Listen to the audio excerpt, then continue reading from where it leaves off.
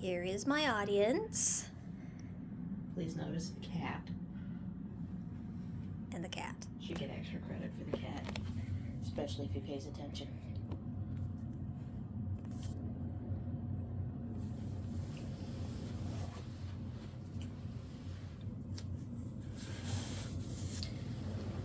When I was 7 years old, I was taken to my first therapist. I had no idea what a therapist was, what their job was meant to be, why I was being taken there, or anything like that. But when I was talking with her, she asked me about how I'd been feeling, if I'd been feeling anxious, if something had been making me anxious, if I'd been feeling depressed even though nothing had been causing it. And because of her, I was able to discover that I have depression and anxiety. Later on, another therapist was able to teach me and help me figure out that I have OCD.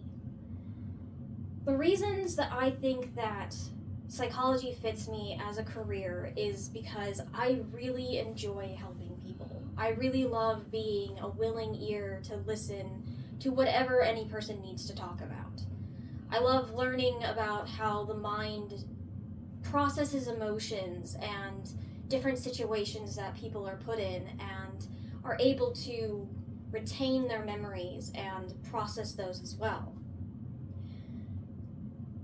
Psychology was first originally started in the 19th century by Wilhelm Wundt and William James. They're considered the founders of psychology.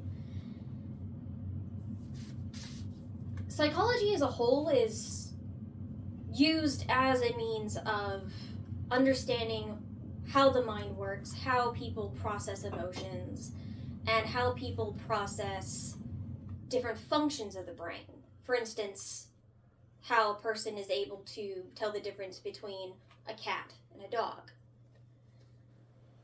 There are some issues with psychology as a whole when it comes to a career. For one, there's cultural differences. You have to be very careful because what is normal in one culture would be considered abnormal or strange in another. So you have to be very careful about remembering that your culture might not be the same as theirs, so you can't impose what you believe to be the exact right way onto them.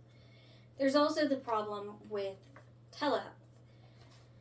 While it is a very good method for in situations such as when we had COVID-19, it is a lot harder to read a person's body language to see if they're feeling comfortable or uncomfortable with the situation when you're talking to them through a movie screen, a TV screen, something like that.